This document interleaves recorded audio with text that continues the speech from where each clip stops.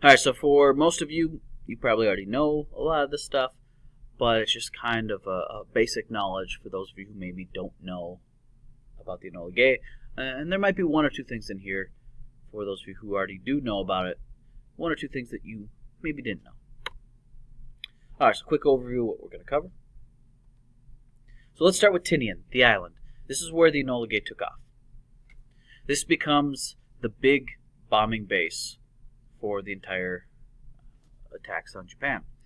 We're talking constant, just daily planes taking off and landing from Tinian. Part of the reason they were able to do this is because of its... the island already had some Japanese airfields on it. In addition to that, the island's pretty flat. And the Japanese used it as a sugarcane farm. And the sugar, I believe it was the Sugar King Company is the name, was stationed there. It was based there. So everything was already flat. It was already smooth. But the Seabees still did just an amazing, amazing job getting these runways built in almost no time at all. And these are runways that stood up to just constant daily usage. If you go to Tinian, there are Seabee memorials all over the place, and they really are well deserved for what they did. These planes that took off, if the weather was bad, if it was cloudy, they'd often do fire bombings. If the weather was clear, then they would have specific targets and they'd drop explosive bombs.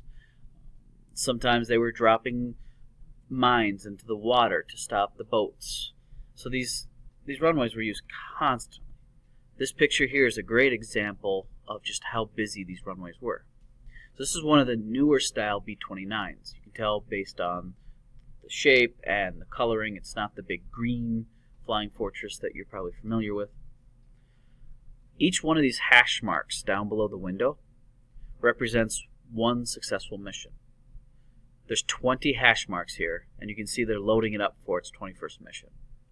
This is before the atomic bombs.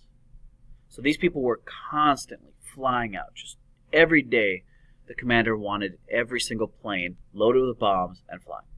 The boats that brought the bombs in, they would just stack them up and then leave because those bombs would be loaded on the plane so fast there was no point in even putting them into a storage warehouse or anything like that.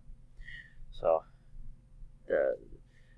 the man in charge really did have this concept of we need to use these planes to their maximum ability, and Tinian is how we're going to do that. If you ever want to look at the Smithsonian website, I'd definitely recommend it. Beautiful pictures of the Enola Gay. I believe there's 49 of them there. I just grabbed three pictures for you. One of the things that I love to show to students is you talk about how advanced these planes were at their time period, and there's some stuff here for you to look at.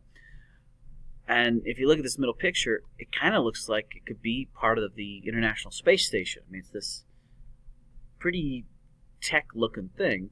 And then, right in the middle of the picture, a wooden ladder. You look through the pictures, you'll see, all these dials and these levers and all this fancy stuff, and then a wooden handle on something that you have to pull. It's just great to get that little bit of cognitive dissonance with the kids when they look at this technology and then they see this rickety wooden stuff there, which is great.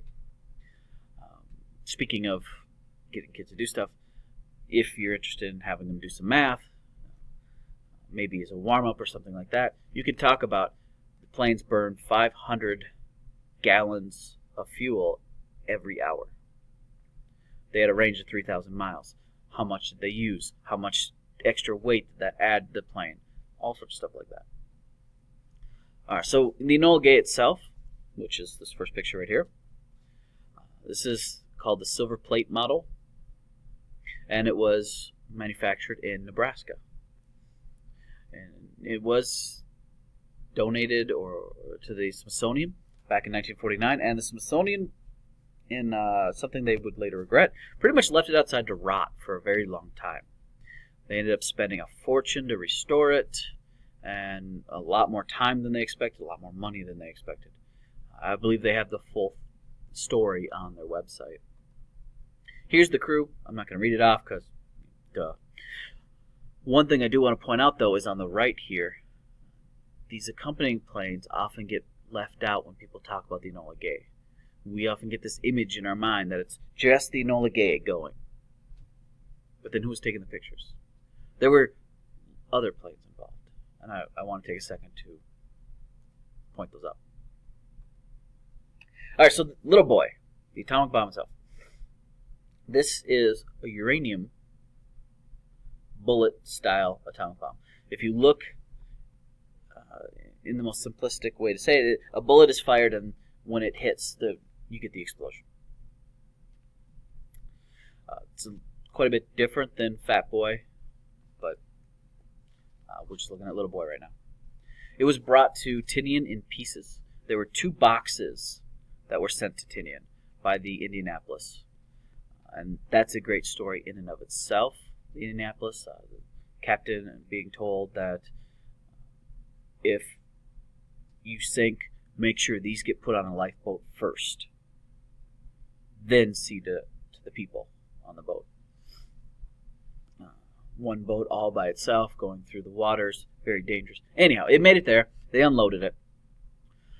It was not an assembled bomb. It was pieces. There were already, all these pieces and all these people there. So they assembled the bombs, not in a big fancy building full of all this machinery and whatnot, but in what is classified by the history books as an air-conditioned hut.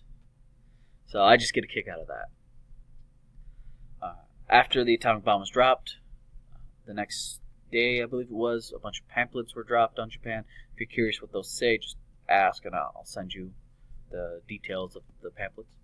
There's your math and your numbers and whatnot for the bomb. As far as the number of miles and whatnot was destroyed, I'll get to that in a minute. The number, you're going to find all sorts of different numbers all over the place. One thing I do want to point out, though, is when they came up with the idea of the atomic bomb and putting it in a plane, one thing that they hadn't considered was how freaking heavy the bomb was. They couldn't load it into the plane like they normally did. So after the fact, they came up with this idea of how are we going to get this on the plane? So they dug these pits and used a press to lift it up into the plane. And that's what this middle picture is. It's just one of those things where no matter what you come up with a plan, you're always going to miss something. And the thing they missed here was the plane and the bomb. Trying to get the two together, they just couldn't load it in like they normally did with bombs. One thing I found with the kids, if you show them a picture of the bomb with a person there to give them some perspective, it really does make it more real for the kids, just to give them an idea of how big this bomb actually was. So this is a picture from Tinian as well. Both these pictures are. This is a model on Tinian that is the correct size. Obviously the color is not right, and that's a question I get from the kids. Was the bomb really blue? Anyhow. So as far as the bomb goes, I'll start at the top here. There were some big concerns. The people who were overseeing the project and Tibbets and everyone else, they were definitely concerned. Planes not making it off the runway, planes crashing at the end of the runway, were not uncommon on Tinian. They would load them up with so much weight from the fuel and the bombs that they sometimes didn't make it. In fact, 2 days before, 4 planes failed to take off and crashed because they were just too heavy. So, without approval, Tibbets spent a whole night trying to figure out how to arm and disarm this bomb so that it would not be active when the plane took off.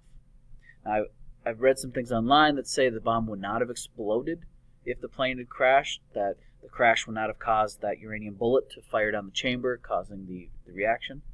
But whether that's true or not, I really don't know. I'm not a science person. And Tibbets definitely didn't know, so you can understand why he'd be a little freaked out. There was also some concerns about whether or not the bomb would work. They had tested, one bomb before this? So you know that there were lots of people sitting there with their fingers crossed going, please, please, please, please, right? Then when it comes to the bomb, the number of deaths are going to be, depending on where you look, they're going to be all over the place. There was the deaths from the bomb and the damage from the bomb explosion. Okay. Then you've got other effects, your secondary effects, like the radiation. People within a certain point were killed from the radiation. If you were close enough to the bomb and the explosion, there are pictures of people who were sitting or standing someplace, and then after, there's nothing. All there's left are these scorch marks on the ground. Some of them are preserved, so if you go to Japan, you can see them. But if you were farther away, there's also the concussive blast. There's the radiation. There's black rain. A lot of the Japanese people were so thirsty after the bomb. They were drinking the black rain. They were opening their mouths so that the rain would come in. This caused a lot of deaths. You've got fires afterwards. This map down here, the red, shows all the damaged areas because of fire. You can find this map just by Googling it. The circles are not showing shock waves from the bomb. What they're showing you is distance. There's a dotted line. I believe that's the one that shows the damage from the bomb. So when it comes to the area destroyed from the bomb, there's a reason why you're going to see lots of different numbers. When it comes to the number of people killed by the bomb, there's a reason why you're going to see lots of different numbers. Alright, so there's your introduction to Little Boy. If you have any questions, always just ask. Oh, sorry, I almost forgot one thing. The lacking. Gotta explain that. So other people died because of lacking of supplies, lacking of things. The author of Barefoot Again, he talks about he was saved from the atomic bomb because a wall fell on him and protected him. But the back of his neck was exposed and became burned. So when his mother took him to the triage area that was set up to try and get treatment, they found out how lacking the area was. They had no medical supplies at all. The doctor told her to use a type of fruit juice on the back of his neck. So she used that for years. The author attributes that to the healing. But more people died from the lacking of supplies. People with glass in them who started to lose blood. They couldn't get blood transfusion. They didn't have a way to stitch them up or close up the wound, or bacterial infections from these wounds because they didn't have the medical treatment. So there's additional people who died because of that. The author talks about seeing people who were just covered front and back in broken glass. People who were just damaged from things falling on them, from fire, from all sorts of stuff. So another reason why the numbers will be different depending on where you look. Alright, for real this time, the video's over. If you have any questions, just send me an email, whatever. Alright.